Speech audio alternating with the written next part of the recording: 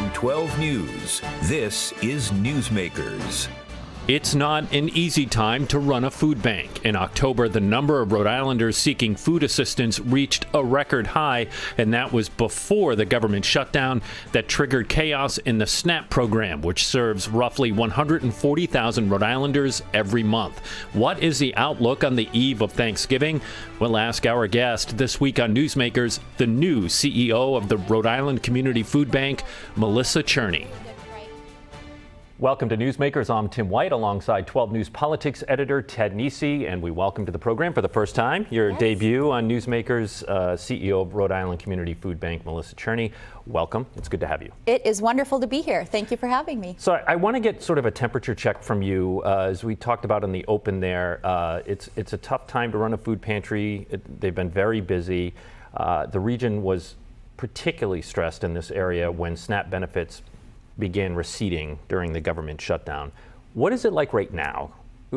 Has it improved? Is it about the same? Is it getting worse? You know, it's a great question. And before the shutdown and the SNAP delay, we were serving 89,000 Rhode Islanders. And in October, that jumped up to 100. Per month? Per month, yes. And that jumped up to 100,000 in the month of October.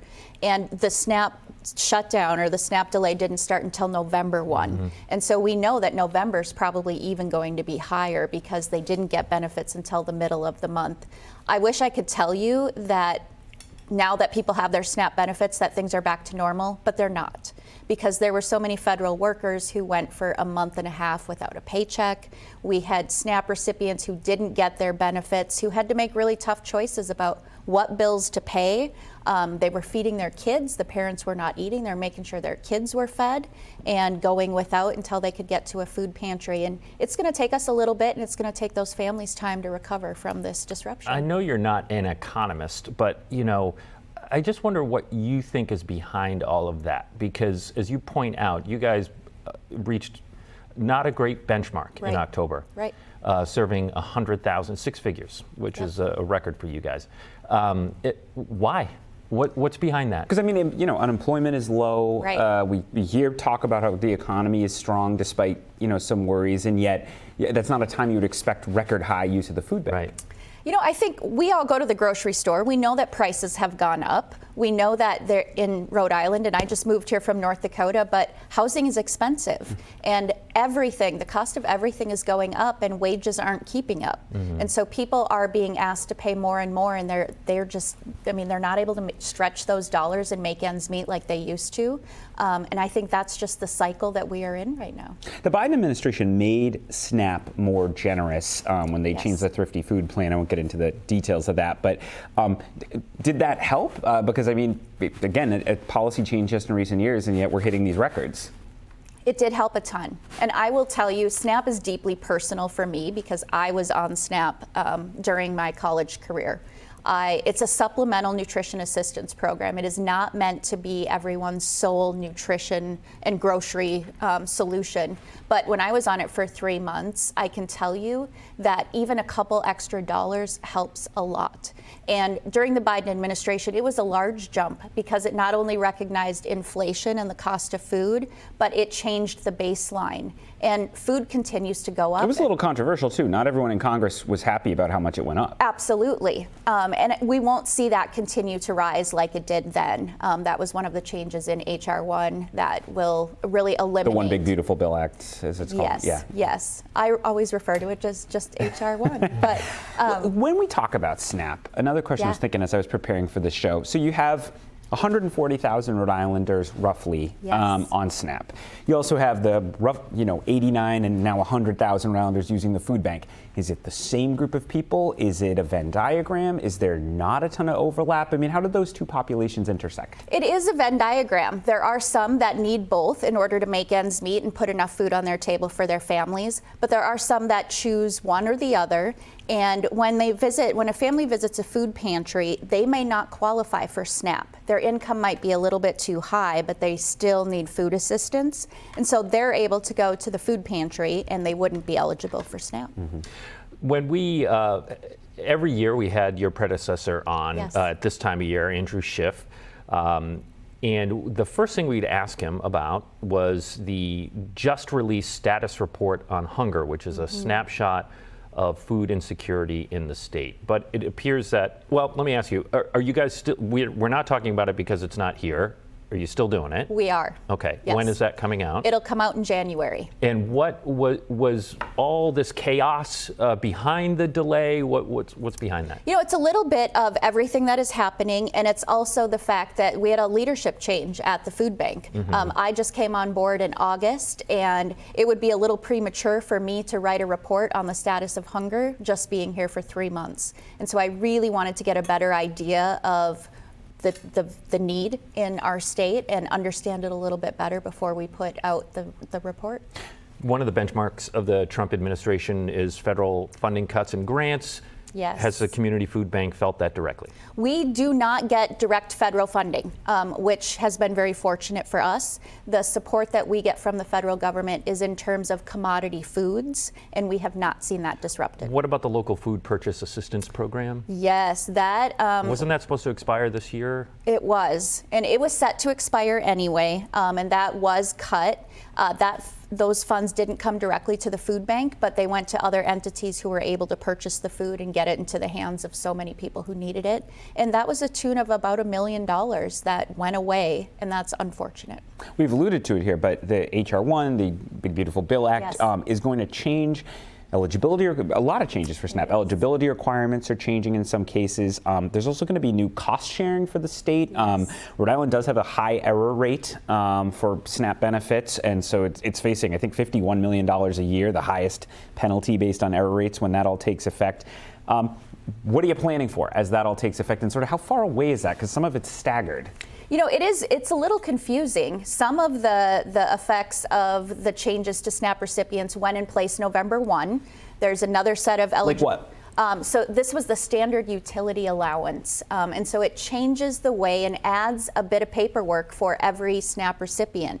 They now have to prove what they pay every month in utility bills, where before there was just a standard that was applied. And so what HR1... So do they have to submit each month their bills, or like once they have? It's once every 6 months.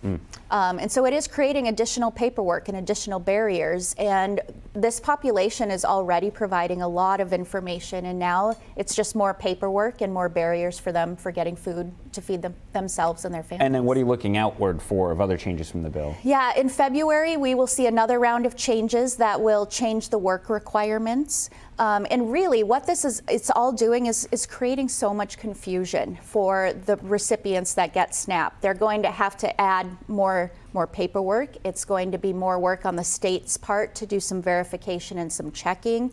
Ultimately, there will be less people on SNAP. And so we expect that there will be about 17,000 Rhode Islanders that will no longer be eligible come February. And do you expect they end up at food banks, at food It doesn't pantries? mean that they stop eating. So they are going to need to find food somewhere, and we are already strapped and stretched, and we want to make sure that we are there to help them and that we provide some education on the changes that are coming so they aren't caught off guard. We have about, Melissa, about a minute before we have to go to break. We've been talking a lot about the federal government and the impacts there. I'm just curious, I know you just landed here, but so we have a part-time legislature. They start in January. Yes. Are there going to be any asks of the governor or the General Assembly as they're starting to noodle on the budget? You know, I'm very excited for my first session here in Rhode Island. I would tamp that That's one word excitement for it. down. Oh, okay. Well, I'm looking forward cover to politics it. All now. right. I think there's a lot of opportunity for the food bank to partner with a lot of other organizations to think about what can we do in terms of not only feed people today, but what proactive policies can we put in place to make sure that we are working ourselves out of a job and ending hunger tomorrow. And we are really digging in right now to see what that looks like, and I will be happy to come back and share it with you once I have some more details. Brass tacks, though, the current budget increased the state allocation direct to your organization from $800,000 to $950,000. Yes. That was the lawmakers did that. It was higher than what the governor wanted. What are you asking the governor to put in his budget plan in January for you? We haven't asked yet. That is something we're working with our board, and we'll continue to have those conversations. All right, we're going to take a break. When we come back, your generosity with the WPRI 12 Day of Giving. Stay with us. You're watching Newsmakers. Welcome back to Newsmakers. I'm Tim White. This is Ted Nesi. Our guest this week is Melissa Cherney. She is the CEO of the Rhode Island Community Food Bank. Melissa, WPRI 12's Dave Giving, helped raise more than $233,000 for the food bank, thanks to matching gifts from Arpin International Group and the Washington Trust. There's the figure on the screen right there. This is way up from years past in terms of donations from our viewers out there looking to help out. What does that tell you? It tells me that the community understood the challenge that we were facing and the crisis that we were in, and they stepped up. Previous years, it was anywhere from 30,000 to 50 to 70,000, and this year blew us away. We could not believe the community support that came in. Yeah, my wife every year anchors the coverage from the food bank. She interviewed you that day, and she when the number came in, we were at home the next morning, and she said, "Wow!" She's like, "Cause she's done it enough years to know that is a big number." It really was. Have you seen? I mean, I think you all have put out that you've gotten a lot of new donors. I mean, it's been driving the news every day. Maybe it's died down a little now. How much have you seen new people giving to the food bank, reaching out, et cetera? Well, within just a short amount of 10 days, we had raised $1 million that allowed us to purchase 1 million pounds of food. And over the course of the last, I would say, month, we have had more than 2,000 brand new donors to the food bank, and several hundred of them have signed up to be sustainers. So they are giving every single month. So I think people understand that food is the most basic human need, and that we were in a crisis, and it warmed my heart so much. Can you also remind people, because this is something we would talk about with Andrew too, get the food, you're kind of a distributor, because we all have, I know the church in my town that has a pantry that's well known, et cetera. Can you talk about how that works between you and the sort of local? I think he always said the hub and spoke kind of model. Exactly. Yes, it is. And so we are the one food bank in the state of Rhode Island, and we bring food in from all over the state, all over the country, and then we distribute it out to 137 different member agencies. So those are meal sites, soup kitchens, child care programs, after school programs, and food pantries. So you come to us by way of North Dakota. I do. Had you ever stepped foot in Rhode Island prior to this job? The first time I stepped foot in Rhode Island was for my interview. It was interesting. We're small, so that makes it. Yeah. Yes. Well, I'm interested in that because North Dakota, I looked it up this morning to remind myself, 800,000-ish population. Yeah, we have there. a larger population. 1.1 million here, obviously much bigger geographically, but very different states. But the small state thing, are there parallels there between the small state, the access to decision makers, things like that? Absolutely. I was a neighbor to our governor for 8 years, and so that is familiar to me. Would you lobby him outside? I mean, all the time. Doing like, the hey, leaves. I'll walk your dog, you can walk mine. So there is that aspect of Rhode Island that is familiar, which I really like. You said too, this was interesting, you were talking about to the East Bay newspapers about differences between the states. You mentioned the diversity of the population around and diverse food needs. And you said, quote, making sure we understand what those are and that we do get culturally relevant and culturally appropriate foods is a higher priority here than in North Dakota. Can you give an example of that? What you mean by that? Absolutely. So there is a high Hispanic Latino population. And so we do make sure as a food bank that we are going out and we are asking, what are the foods that you need? Because we're not helping them end hunger for themselves and their families if we're not providing food that they know how to use, that's traditional, it's culturally appropriate, and that they can cook. And in North Dakota, we were a pretty homogeneous population. Our largest diverse population was with our Native American community, and so they had different food needs. And here I have been just sort of blown away with the work that our staff has done to make sure that we have the various spices, the different meats, the different flours, anything that the community is asking for. That's what we're going out and using our dollars to purchase those foods. Andrew had talked about changes, I found this fascinating, in the supermarket, kind of how supermarkets operate. They got more efficient, which was actually bad for the food banks because they didn't have as much excess supply. Good for them as a business, but the downstream effect is that still why? Because you've talked about serving more people while getting less food. Is that still the driving reason you're getting less food? It is. Prior to COVID, most of the food that food banks got was donated, and it came from supermarkets. It also came from manufacturers who maybe tried a new product line. It didn't do very well, so they would take a tax break and donate it. They maybe had a packaging flaw, they overproduced. That's not happening. There's just-in-time inventory right now. There's so much efficiency that we see less donations, and that forces us to purchase more product. So it's a little more expensive for us, and the model of food banking has changed since COVID. This is the new norm. We're going to have to go to a break pretty soon, but always like to do this on the show. For people who are watching this and they want to know how to help, and we'll bring some information up on the screen. How can they help? The best way that you can help is go to our website and you can donate food and donate funds. Donate food to your local food pantries. They can put it on their shelves and get it out tonight. And if you donate funds, donate to the food bank, because we use our purchasing power to purchase truckloads of product at a really good price, and we get it on those shelves of those 137 member agencies. All right, we'll be sure to put we this also information. if we can put it back up, the URL for someone might be watching who needs help. Absolutely. Or is wondering if they're wondering if they can get help. Maybe they feel a little squeezed right now. We have a second URL there. Who can get help? Can you just show up?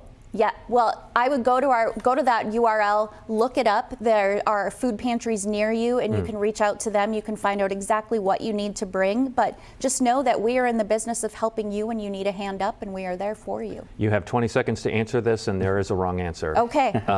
You're the best Thanksgiving side dish. Oh, pumpkin pie. That's not a side dish. Well, okay. That's a dessert. Unless do you eat pumpkin pie with your main meal? Well, maybe. Maybe. I am judging. Do they have any thank weird you. side dishes in North Dakota that you're going to bring to us?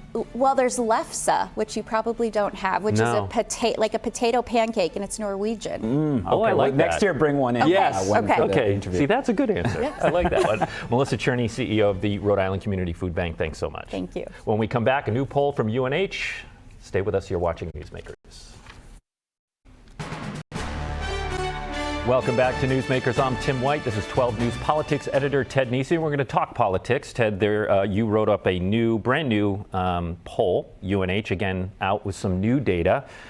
In the first batch, because they kind of do it in tranches, they released is checking the presidential approval ratings with Rhode Island voters. Why don't we bring those numbers up so folks at home can take a look at them? Right now in Rhode Island, again, I want to stress that the approval rating for President Trump is 37%. Disapproval is 63%. 0% unsure. People have made up their mind there, but I might be wrong about this, but it feels like those numbers are stagnant. They haven't really moved. They're right? really not. I mean, he's been at about 60% disapproval basically since taking office in January, about, that high 30s approval rating. I mean, it's probably not a shock to viewers any more than to us in this polarized era that people, and with a figure like President Trump, who's been the dominant political figure in the country now for 10 years, people have decided what they think. And it is kind of remarkable when you think of how tumultuous the news cycles have been all year, whether you're talking about immigration, the shutdown, foreign affairs, everything else going on, all the controversies around the rule of law.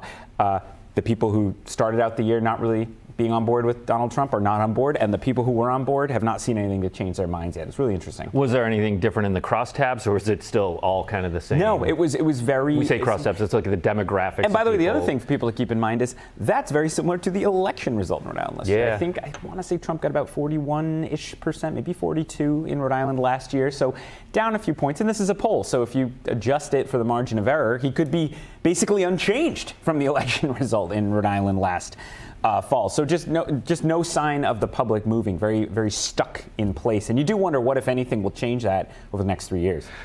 Moving on from the poll, I want to turn to the Rhode Island delegation and start with Senator Sheldon Whitehouse, who went to Brazil for COP. This is the UN's climate change summit. Whitehouse said he was the only federal representative there, and he said the State Department made it difficult for him to get credentialed. When he returned, he held a news conference with former House Speaker Nancy Pelosi and current Speaker Hakeem Jeffries. Minority Leader. Thank you, Minority Leader, yes. Let's take a listen to that. I think this is another issue that shows that Trump is not aligned with the American people, that he can't be trusted to protect people's pocketbooks in their electric utility bills, in their homeowners insurance, in their home values, and that becomes a powerful political issue that gives us the opportunity to correct their corrupt policies. So, Ted, if I hadn't set that up, you wouldn't have known that Sheldon Whitehouse was talking about climate change, which has been like his thing for a long time. Is he changing his messaging, you think, on this a little bit? I think Senator Whitehouse understands there is a lot of backlash within parts of the Democratic Party right now against over prioritizing climate change. There's a feeling that it's a big issue for donors. Many Democratic elected officials want to prioritize that. The Biden administration prioritized it with the Inflation Reduction Act. But the cost of living stuff is what really seems to be driving voters. And I think Senator Whitehouse is looking for a way to fuse his passion about tackling climate change to argue it is a cost of living issue. As you hear that, I mean, he's been going all over the country talking about how climate change is affecting property insurance rates. He was in Florida, he was in Texas. He talks about electric bills there. That was a big fight during the Revolution Wind work stoppage, with people arguing, no, this is actually lower rates. But again, I think there's skepticism about that among a lot of the public that knows that, on the other hand, part of why utility bills are high is because there's a lot of these energy efficiency programs, things like that. So I think he knows he needs to find a way to talk about it. But he's trying to connect those dots between climate change and the economy. Yep, and argue to members of his party, don't throw this stuff aside. And he is, in fairness, working with Republicans on what could be a breakthrough on permitting reform to permit both more energy efficiency projects and more fossil fuel projects. That's sort of the deal that would have to be cut. Unclear what's going to happen with that. All right, another member of the Rhode Island delegation made headlines. Congressman Seth Magaziner on a bill to ban congressional stock trading. You've been reporting on this for quite some time. They held a press conference before the first hearing on the bill. Here's some of what the congressman had to say. Make no mistake, though, while we have bipartisan support for a stock trading ban, there is also bipartisan opposition. The difference is, while those of us who are for a ban are very vocal about our views, the opponents are quiet, right? They don't get in front of the cameras and say, no, we want to keep trading stocks, but they are in the ear of leadership on both parties. If this is an attempt to just placate us with a hearing, then that's obviously not going to be good enough. So you see Congressman Magaziner is joined by some Republican lawmakers in that video. You don't always see that. No, this is such an interesting issue because it's not falling on party lines. It's not even falling on ideology. His partners on this include AOC and also Chip Roy, like two poles ideologically when it comes to spending type issues. And what he said there is what's interesting. You mostly hear from people like Magaziner and his allies saying we have momentum. The polls show the public wants us to ban stock trading. You don't see people coming out and saying I love trading stocks. A few people, Florida Senator Rick Scott will speak out for trading stocks sometimes, and God bless him for being honest, right? But that's his fear and the fear of his allies on this, is that they're not going to be able to do it. Same to you. 20 seconds left. Favorite Thanksgiving side dish? Ted Nisi. Here it is. Because his wife is an unbelievable cook. Yeah, she and my dad will make these shaved Brussels sprouts with pancetta in them that are so good. Put pancetta in anything, it's going to be delicious. Yeah, I probably just want pancetta as a side. That's all the time we have. Yes. Happy Thanksgiving, everybody. We are both very thankful that you join us when you can, and we'll see you next week on Newsmakers.